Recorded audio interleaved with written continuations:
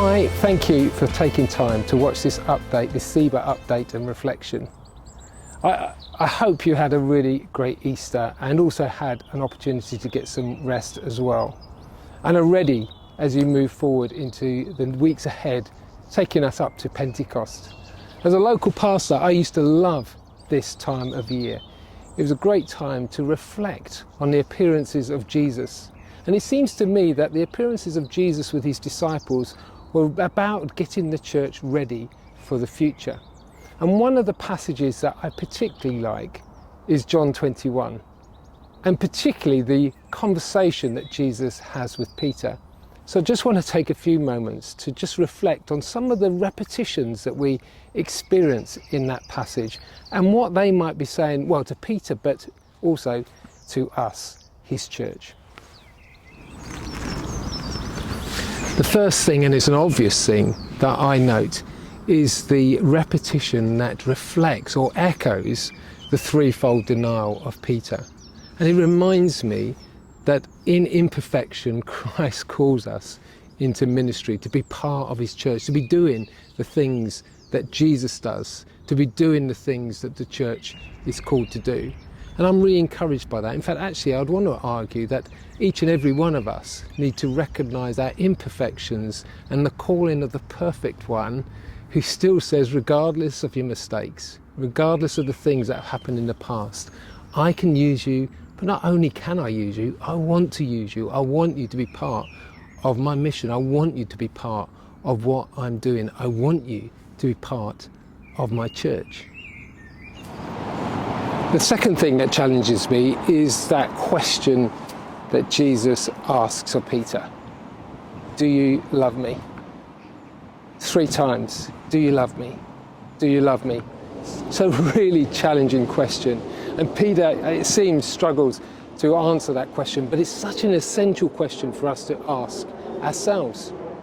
Is our motivation within our Christian faith and our life within the church, even as ministers, that we love Jesus? Is it because we love him that we want to do the things that we do and serve him? I hope so. But I think sometimes when we hear that question from Jesus, do you love me? Sometimes I guess the answer is, yes, Lord, you know that I love you. Just help me to love you more.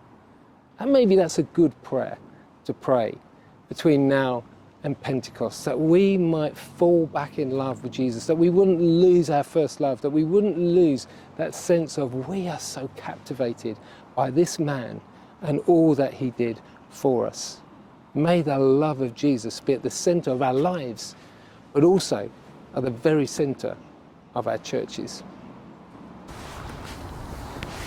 And the third thing that strikes me about this passage is Jesus' response to Peter's reply that he loves the Lord. And Jesus says to him, therefore, feed my flock. And the emphasis here is his flock. The flock belongs to Jesus. It always has, and always will be, and always should be. It doesn't belong to the minister or the deacons or the trustees, not even the Baptist Union. It belongs to Jesus. And it would do us good to remind ourselves that time and time again, this is the church of Jesus. And we are called, we are asked, we're invited in by Jesus to be part of that. If we love him, he calls us in to be part of the caring of each other, the flock of Christ, that we might feed, nurture, care for, look after, encourage, equip, enable the church to flourish and to be fruitful. But it's not just about the flock that's collected, it's also about those that are yet to be found. The flock of Jesus isn't always those people that we can count. It's often the people yet to come. And so we get involved with reaching out with the grace and love of Christ. And near the end of this passage, there is another repetition that takes place. It only happens twice, but it's there.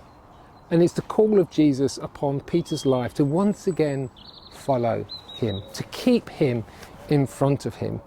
And it comes within the context of the conversation about how Peter will eventually die in his old age, how he will sacrificially die for the sake of the gospel.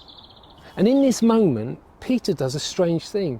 he looks over his shoulder and he sees a disciple that is following. And he says to Jesus, what about him? And so often when we are called by Jesus to follow him, to keep our eyes fixed on him, so often we look over our shoulders, don't we? And we see someone else, or we point to someone else, or maybe to another congregation. Do you know, we are called to celebrate the various callings that God puts upon his disciples, but not to compete. We give thanks for the many different churches and situations, circumstances, the different shapes and sizes, the different contexts of which our churches find themselves in, and the different missions that they're doing. We give thanks for that. But we encourage you not to compete, but instead to hear the voice of Jesus say to you, do you love me? And to reply, Lord, we love you. I love you, but teach me to love you more. And to hear him say, and to encourage us to be part of the feeding, the caring of the flock of Christ. And to always keep him in front of us. Not looking behind, to the side, to others, but instead to follow Jesus in his command, in his ways. May you enjoy these weeks on the run up to Pentecost, and we will look forward to seeing you soon.